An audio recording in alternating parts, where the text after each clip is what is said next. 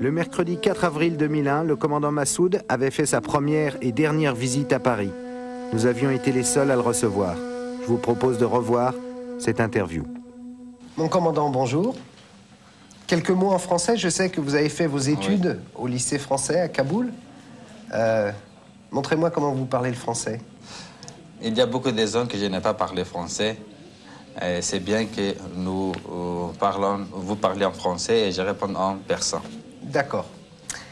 Alors, est-ce que vous trouvez normal qu'on parle plus de l'Afghanistan ici, en Occident, à cause des Bouddhas, de la destruction des Bouddhas, de Bamiyan, que de la façon dont on traite, par exemple, les femmes, dont les talibans traitent les femmes?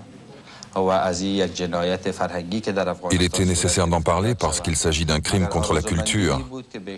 Mais il faudrait certes parler davantage des douleurs qu'engendre l'oppression des hommes et des femmes afghanes, du peuple afghan tout entier, et surtout de l'oppression des femmes qui subissent une situation impossible. Quelles sont les interdictions les plus délirantes des talibans? J'ai vu par exemple qu'ils ne veulent pas qu'il y ait de colombes en liberté, pas de cerf-volant, pas de bicyclette, ou en tout cas pas de roue de bicyclette, parce qu'il paraît que ça permet de capter la radio ou la télévision. Finalement, on dit que ce sont des fous de Dieu, mais est-ce qu'ils ne sont pas juste fous tout court? Nous qui habitons en Afghanistan, nous voyons et nous entendons des choses qui nous surprennent, et nous nous demandons si ces talibans sont réellement afghans, s'ils ont vécu auparavant dans ce pays ou pas. Un exemple, voilà quelques jours, des jeunes gens ont subi des situations dégradantes parce qu'on leur reprochait d'avoir été coiffés à l'image d'une star de cinéma. Des barbiers et des coiffeurs ont été emprisonnés. Depuis l'invasion soviétique en 1979, vous n'avez cessé de vous battre, donc ça fait 22 ans. On vous doit d'une certaine façon la chute du mur de Berlin, la fin du communisme en URSS, avec la bénédiction de l'Occident. Alors aujourd'hui que vous voulez libérer votre pays, pourquoi personne ne vous aide?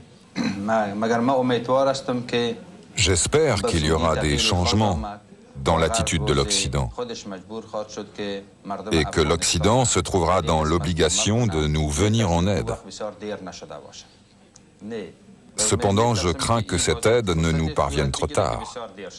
Vous avez fait tout ce chemin de la vallée du Panjshir jusqu'à Paris et vous n'êtes reçu ni par le président Chirac ni par le Premier ministre Jospin. Est-ce que ça n'est pas un peu vexant? C'est le Parlement européen qui m'a invité et je suis donc en France parce que le Parlement se trouve sur le territoire français. Je n'ai donc pas de préoccupation majeure par rapport à la question que vous me posez. Sans l'aide du Pakistan, les talibans n'auraient jamais pu prendre le pouvoir chez vous, en Afghanistan. Mais le Pakistan est l'allié des États-Unis. Est-ce que c'est pour ça que vous êtes aujourd'hui en Europe et pas aux États-Unis? Il n'y a pas de doute qu'à l'origine, le Pakistan et un certain nombre d'autres pays ont soutenu les talibans. Mais la situation ne se présente plus de cette façon-là. Et comme je l'ai précisé, ma visite fait suite à une invitation qui m'a été adressée par la présidente du Parlement européen. Il y a 2 ans, l'ONU est intervenue au Kosovo. Est-ce que vous aimeriez une intervention militaire de ce type en Afghanistan? La question primordiale est la question de la paix en Afghanistan. Si l'ONU et le reste de la communauté internationale souhaitent sérieusement le retour de la paix, il y a d'autres moyens. Une intervention militaire n'est pas nécessaire. Pourquoi est-ce que vous dites sérieusement? Pour l'instant, ils traitent cette question un peu par-dessus la jambe. Si la communauté internationale, et notamment les grandes puissances, exerçaient des pressions comme l'ont fait les États-Unis lors du conflit qui opposait l'Inde et le Pakistan au sujet de Kargil,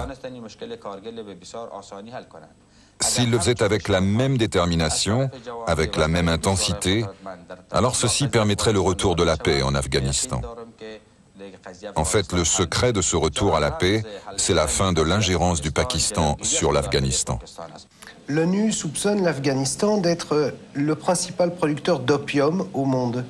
Vous confirmez ou pas? Absolument, c'est indiscutable. Non seulement il n'y a pas eu d'obstacle à la culture de l'opium, mais elle a été également encouragée, diffusée et répandue. Ceci représente une source importante de financement pour les services secrets pakistanais et pour les talibans.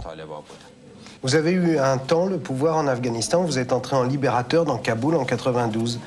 Pourquoi ça n'a pas marché? Qu'est-ce qui s'est passé? Est-ce que c'est encore à cause du Pakistan? Oui. Dès le début, le Pakistan souhaitait l'installation à Kaboul d'un régime à sa solde, d'un régime qui le soutienne. Si le Pakistan n'était pas intervenu dans cette situation, la guerre à Kaboul n'aurait pas duré. Est-ce que Ben Laden est soutenu par les talibans? Et est-ce que le fait qu'il soit soutenu par les talibans n'est pas bon pour vous, puisque ça énerve les Américains? Les mauvaises actions de Ben Laden énervent peut-être les Américains, mais ça coûte beaucoup plus cher au peuple afghan. Il y a entre 4 et 5 000 de ces combattants qui soutiennent les talibans, et évidemment l'argent de Ben Laden est utilisé dans l'intérêt des talibans. Quels sont vos modèles dans la vie? On dit par exemple que vous aimez De Gaulle, on vous compare aussi souvent à Che Guevara ou même à Bob Marley. Incontestablement, quiconque se bat ou s'est battu pour la défense de son pays mérite notre estime, et nous devons utiliser ses expériences et ses acquis.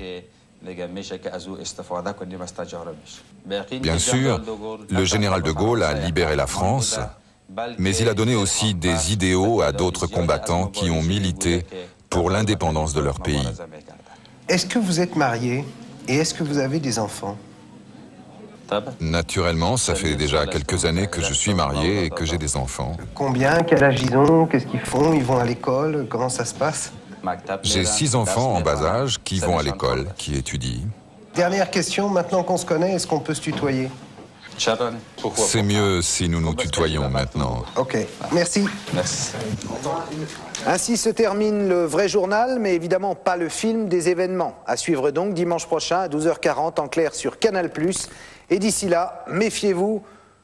Bon, méfiez-vous de tout finalement. Allah 1, Jésus 0.